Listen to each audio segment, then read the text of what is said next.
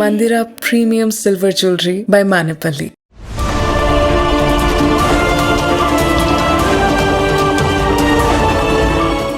విద్యార్థులపై కేసుల ఎత్తివేతకు రాష్ట్రాలకు సుప్రీంకోర్టు అనుమతి. తీవ్రమైన నేర చరిత్ర ఉన్నవారికి మాత్రం మినహాయింపు లేదని స్పష్టీకరణ.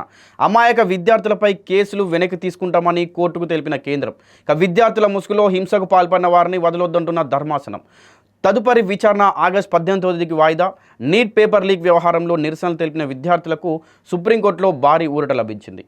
ఇకపై విద్యార్థులపై నమోదైన ఎఫ్ఐఆర్లను ఉపసంహరించుకునే వెసులుబాటు రాష్ట్ర ప్రభుత్వాలకు ఉందని సర్వోన్నత న్యాయస్థానం స్పష్టం చేసింది.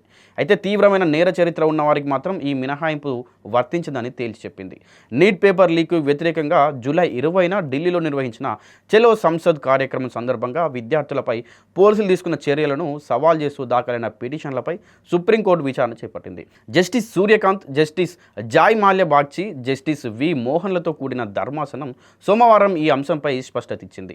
అయితే గతంలో తామిచ్చిన ఆదేశాల్లో పేర్కొన్న నేర చరిత్ర అనే పదాన్ని విద్యార్థులందరికీ వర్తింపజేయలేదని, కేవలం తీవ్రమైన నేరాల్లో ప్రమేయం ఉన్నవారికి మాత్రమే అది వర్తిస్తుందని ధర్మాసనం వివరించింది.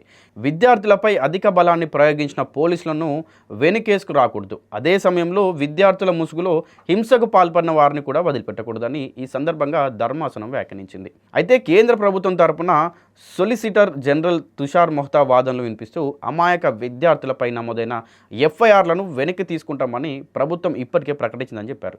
అయితే సుమారు 2700 మంది నేర చరిత్ర కలిగిన వారిపై మాత్రం కేసులు కొనసాగుతాయని, ఈ విషయంలో తప్పుడు ప్రచారం జరుగుతుందని కోర్టు వివరించారు. ఇక ఈ పిటిషన్లపై తదుపరి విచారణను ఆగస్టు 18వ తేదీకి ధర్మాసనం వాయిదా వేసింది.